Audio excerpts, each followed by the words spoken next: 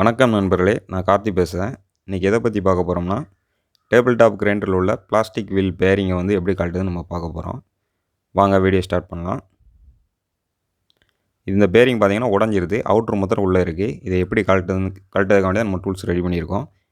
இதில் பார்த்திங்கன்னா நம்ம நார்மலாக வந்து ஒரு ஸ்க்ரூ ட்ரைவர் எதாவது வச்சு நம்ம தட்டி கழட்டுவோம். அது சில இது வராது, தட்டும் போது புள்ளியும் போயிடும், உடஞ்சிரும். அதுக்காண்டியாக நம்ம ஒரு டூல்ஸ் ஒன்று ரெடி பண்ணியிருக்கோம். இப்போ நான் வந்து இந்த டூல்ஸை வந்து நான் பார்த்து சொல்லுதேன், எப்படின்னு சொல்லுதேன்.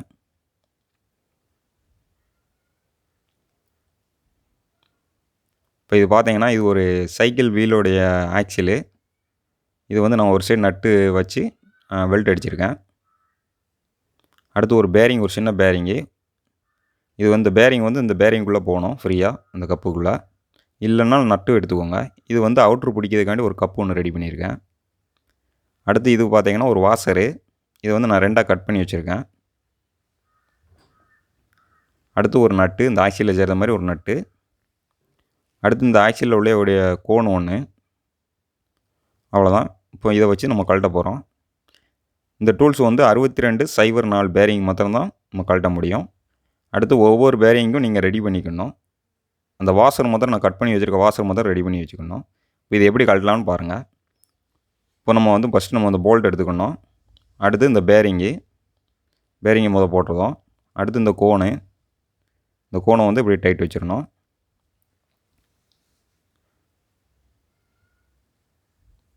ஃபுல் டைட் பண்ணக்கூடாது. நார்மலாக நமக்கு அந்த பேரிங்லேருந்து ஒரு 1 mm 2 mm நம்ம கேப் இருக்க மாதிரி நம்ம டைட் வச்சுக்கலாம்.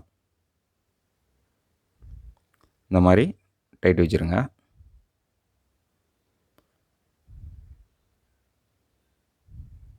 இப்போ வந்து இந்த பேரிங்கை வந்து இந்த போல்ட் வந்து நம்ம உள்ளே வச்சுருந்தோம் கரெக்டாக.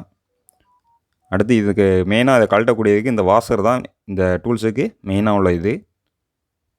இந்த 2 வாசரையும் அந்த கேப்பில் கரெக்டாக போட்டுறணும். அந்த கோனுக்கு கீழே கரெக்டாக போட்டுறணும்.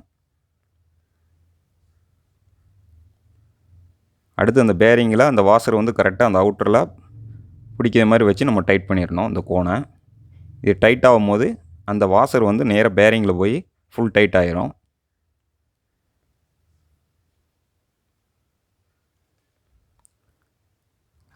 நமக்கு ஃபுல்லாக நம்மளால் எவ்வளோ டைட் வைக்க முடியுமோ நம்ம ஃபுல்லாக டைட் வச்சிடணும். பாருங்கள், இந்த மாதிரி டைட் வச்சிடணும். இப்போ அடுத்து ஸ்பானர் வச்சு நமக்கு டைட் வச்சுருங்க. அப்போ தான் நமக்கு பேரிங் வந்து அந்த வாசல் உருவாமல் வரும். பாருங்கள், இத்தனை ஷேக் கூட கிடையாது, நல்லா டைட் வச்சாச்சு.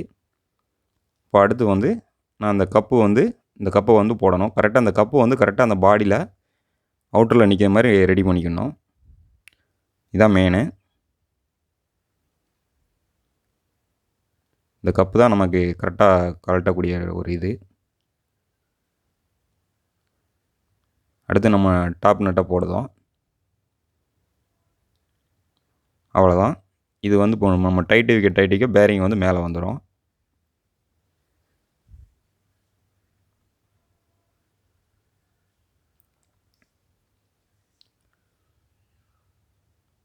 பேரிங் நம்ம என்ன டைட் இருந்தாலும் இதை நம்ம கழட்டி கொண்டு வந்துடும். பாருங்கள், பேரிங்கை நம்ம கழட்டியாச்சு. இந்த உடஞ்சி போன பேரிங்கை நம்ம கழட்டிட்டோம். இப்போ நான் வந்து உங்களுக்கு கழட்டி நான் வெளியே எடுத்து காட்டுதேன். பாருங்கள், அந்த வாசர் நம்ம டைட் வச்சது கோனை பிடிச்சி கரெக்டாக நம்ம கழட்டி கொண்டு வந்துடுது. பாருங்கள், நம்ம அந்த ரிங்கை கழட்டியாச்சு. இந்த மாதிரி நம்ம ஈஸியாக நம்ம கழட்டிக்கலாம். ஒவ்வொரு பேரிங்கும் நமக்கு நம்பர் மாறும். இந்த டேபிள் டாப் கிரைண்டருக்கு. அதனால் நீங்கள் சைஸு வந்து அதுக்கு தகுந்த மாதிரி நம்ம டூல்ஸ் இந்த மாதிரி ரெடி பண்ணிக்கோங்க. இந்த வாசரு, அந்த கப்பு இது மாத்திரம் நம்ம கரெக்டாக ரெடி பண்ணிக்கிட்டோம்னா போல்ட்டு கூட நம்ம அதையே வச்சு நம்ம ரெடி பண்ணிக்கலாம். மெயினாக இதுக்கு வாசரு, அந்த கப்பு. இந்த வீடியோ பற்றி உங்கள் கருத்துக்களை சொல்லுங்கள். நன்றி, வணக்கம். அடுத்த வீடியோவில் சந்திப்போம்.